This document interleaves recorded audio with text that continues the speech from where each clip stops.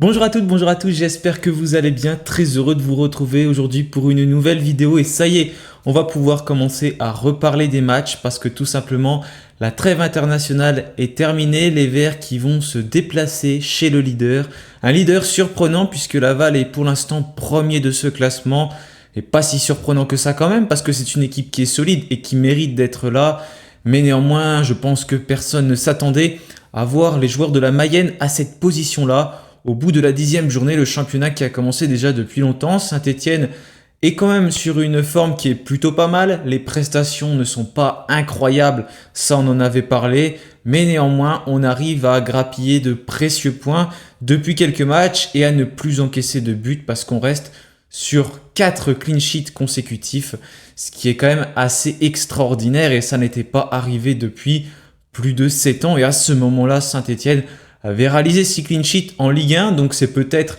l'objectif tout simplement, arriver au même nombre de clean sheets. On va donc se pencher sur l'avant-match de ce Laval-Saint-Étienne. Je vous informe que c'est la dernière vidéo, je crois. Je pense que ça va être compliqué par la suite de faire des vidéos pendant 2 semaines. Pour moi, je ne serai pas présent, donc du coup, je pourrais même pas forcément voir les matchs.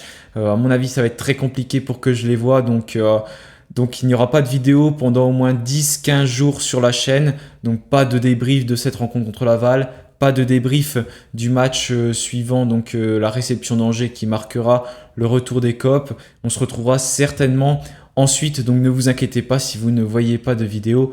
C'est tout à fait normal, je reviendrai pour la suite. Mais nous, on va quand même se quitter avec cette dernière vidéo, donc cette petite coupure. On va pouvoir aborder donc ce déplacement chez le leader, qui est donc Laval.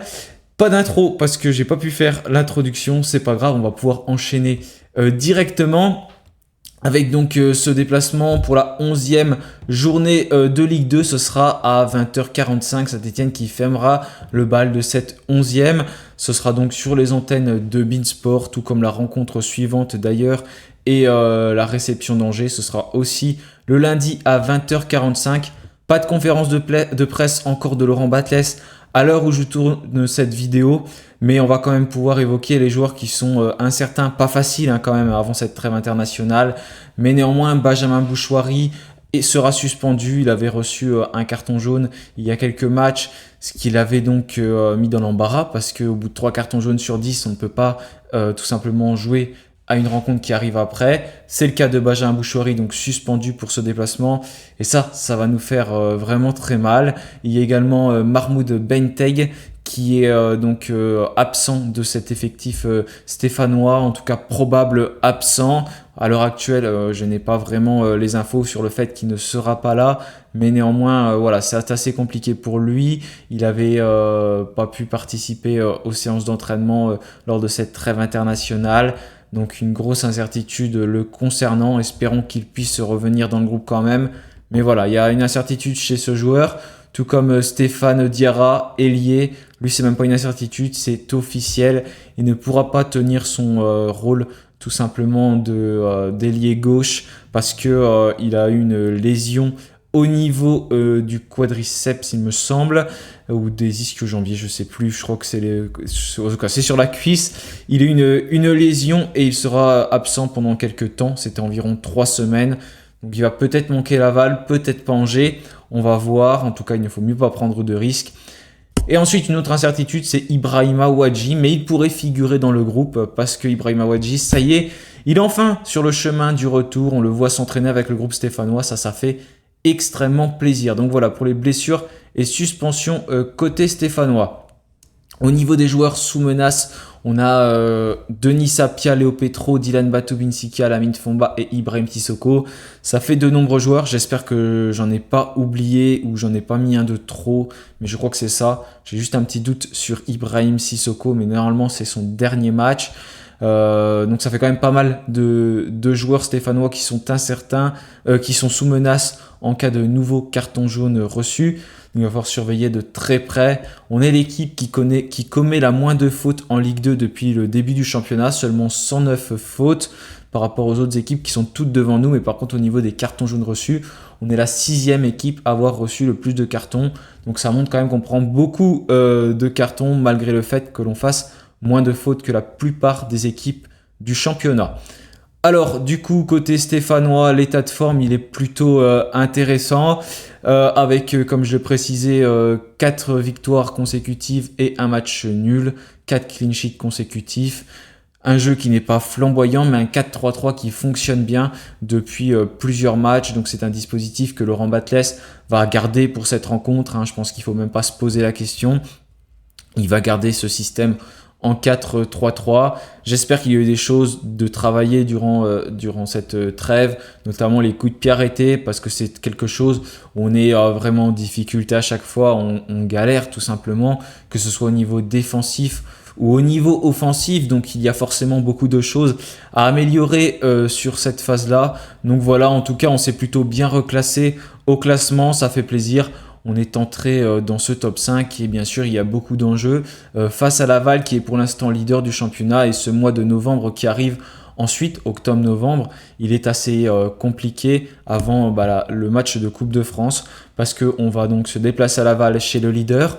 Ensuite on va recevoir Angers, actuel 3e. On va aussi donc affronter le Paris FC à Geoffroy-Guichard qui pour l'instant est très mal classé, 17e. Et ensuite on va se déplacer du côté de l'Abbé Deschamps pour affronter l'AJ Auxerre qui est 2e de ce championnat et qui pour moi est l'équipe pour l'instant qui est la mieux dans ce championnat, qui développe le meilleur jeu. Donc voilà pour ce mois de octobre-novembre qui ne va vraiment pas être facile pour les Stéphanois, mais pour l'instant c'est bien reclassé au classement. On peut se fier à une défense qui est extrêmement solide, qui ne prend pas de but, et un Ibrahim Sissoko qui est efficace et qui marque pas mal en ce moment. Il a marqué beaucoup de pénaltys, mais voilà, au moins il est efficace. Il arrive à les mettre. Il va pas falloir s'appuyer que sur des pénaltys. Il va falloir avoir plus d'occasions, parce que contre Ajaccio, ce n'était pas ça avec seulement un tir cadré. Il y a beaucoup de choses à améliorer. C'est bien le pragmatisme, mais il faut aussi avoir plus d'occasions, avoir un meilleur jeu, je pense. Ça peut être efficace. On l'a vu avec le Havre l'année dernière. Mais attention, c'est aussi un jeu dangereux. Et je pense que c'est important de réussir à mieux maîtriser nos matchs. En tout cas, on va voir un premier aperçu là durant ces 4 rencontres qui vont arriver, parce que là, c'est le leader, tout simplement, Laval. Même en cas de défaite, tout simplement, il resterait leader, parce que Laval compte actuellement 25 points dans ce championnat, 4 de points que la JOCR et 5 points de plus que Angers, donc nos prochains adversaires. C'est là qu'on voit que notre calendrier compliqué. Une équipe qui a l'habitude de jouer en 5-3-2 ou en 5-4-1, en fait, ça dépend des fois de ce que met en place leur coach, mais c'est un dispositif qui reste globalement solide. Une équipe qui marque beaucoup sur coups de pied arrêtés, qui marque beaucoup de corners. Voilà, c'est une équipe qui est vraiment efficace, et quand on regarde leurs 5 derniers matchs, Laval, ils les ont tous gagnés. C'est pas des scores qui sont importants à chaque fois. C'est du 1-0 pour la plupart du temps, ou du 2-1, mais c'est pas des gros scores, mis à part celui contre Bastia où ils se sont imposés 3-0. Donc à chaque fois, c'est des matchs qui ne se jouent pas à grand chose. Ils avaient battu Caen, je crois, dans les arrêts de jeu. Ils devaient perdre 1-0 il y a quelques rencontres. Ils les ont battus 2-1. C'est une équipe qui arrive à être efficace et avec laquelle il faut donc se méfier et surtout être concentré jusqu'à la fin de la rencontre, parce que eux, ils sont efficaces sur les coups de pied arrêtés, chose qui n'est donc pas notre cas, comme je l'évoquais tout à l'heure. Donc en tout cas, ça va être l'occasion de voir un beau match, je pense, contre Laval. Laval qui va vouloir bien sûr surfer sur sa dynamique. Attention, la trêve internationale, ça peut un peu les freiner dans leur élan, mais je pense que voilà, maintenant, ils sont solides dans leur tête. Ils nous attendent, ils nous ont certainement beaucoup observé. Ils ont aussi un plan de jeu à eux et ils savent comment jouer.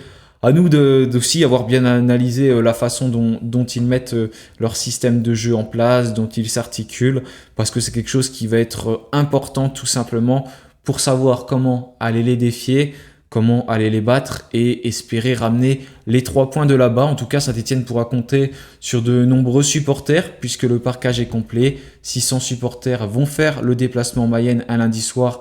C'est exceptionnel, tout simplement. Comme d'habitude, l'engouement, il ne faut pas le banaliser parce qu'il est vraiment magnifique autour de l'AS Saint-Etienne. Donc, en tout cas, hâte de voir le résultat de cette rencontre. De mon côté, je regarderai le résumé. J'ai pas fait de composition parce que tout simplement, il y a trop d'incertitudes. Je tourne trop longtemps avant que Laurent Batles fasse sa conférence de presse. Mais globalement, ça va ressembler à ce qu'on voit d'habitude avec un 4-3-3. La défense ne va certainement pas changer. L'Arseneur déjà au cage. À droite, on verra sûrement Denis Sapia. À gauche, Léo Petro. Briançon Batovinsika dans l'axe. Au milieu de terrain, peut-être Fomba, Mouefek, Tardieu, comme Benjamin Bouchouari n'est pas là. Et puis ensuite, sur les côtés, ce sera sans doute Cafaro à droite et à gauche. Pourquoi pas Maxence Rivera qui pourrait donc prendre la place de Stéphane Diarra ou Mahmoud Benteng. Et Mahmoud Benteng, parce que lui aussi devrait être absent, comme je l'évoquais tout à l'heure, ou en tout cas, même s'il est présent dans le groupe, ce sera très difficile pour lui de jouer.